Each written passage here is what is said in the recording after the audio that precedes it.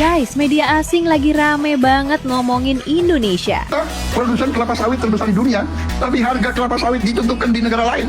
Saya tidak mau. Channel News Asia dari Singapura sama Associated Press dari Amerika lagi nyorot langkah berani Presiden Prabowo Subianto. Katanya pemerintah mau bikin semua ekspor komoditas strategis kayak sawit dan batu bara dikontrol lewat satu pintu, lewat BUMN. Nah, banyak yang langsung kaget. Loh, kenapa pemerintah sampai senekat itu? Ternyata alasannya serius banget. Yuk kita bahas.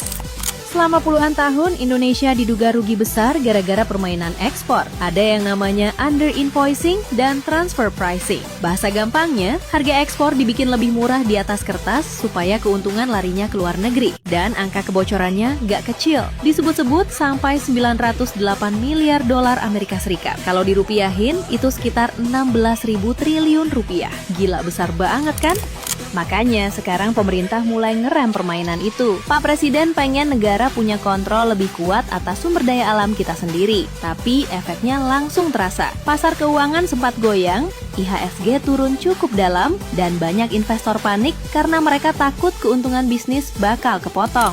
Tapi pemerintah kelihatannya nggak mau mundur. Logikanya gini aja guys, Indonesia itu negara kaya, sawit kita terbesar, batu bara kita besar, nikel kita diburu dunia. Masa kita cuma jadi penonton? Sementara yang paling untung malah pihak luar, dan pemerintah bilang, sesuai konstitusi, kekayaan alam itu harus dipakai sebesar-besarnya buat kemakmuran rakyat. Nah, sekarang menurut kalian gimana? Langkah ini emang berani demi nyelamatin kekayaan negara atau malah terlalu beresiko buat ekonomi kita? Tulis pendapat kalian di komentar ya.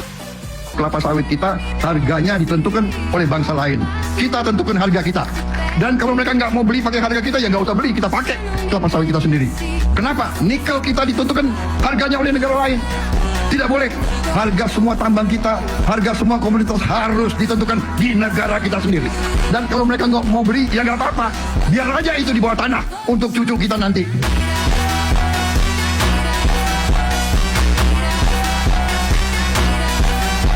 Kita produsen kelapa sawit terbesar di dunia, tapi harga kelapa sawit ditentukan di negara lain. Saya tidak mau kelapa sawit kita harganya ditentukan oleh bangsa lain. Kita tentukan harga kita. Dan kalau mereka nggak mau beli pakai harga kita, ya nggak usah beli, kita pakai kelapa sawit kita sendiri. Kenapa? Nikel kita ditentukan harganya oleh negara lain. Tidak boleh. Harga semua tambang kita, harga semua komoditas harus ditentukan di negara kita sendiri. Dan kalau mereka nggak mau beli, ya nggak apa-apa. Biar aja itu di bawah tanah untuk cucu kita nanti.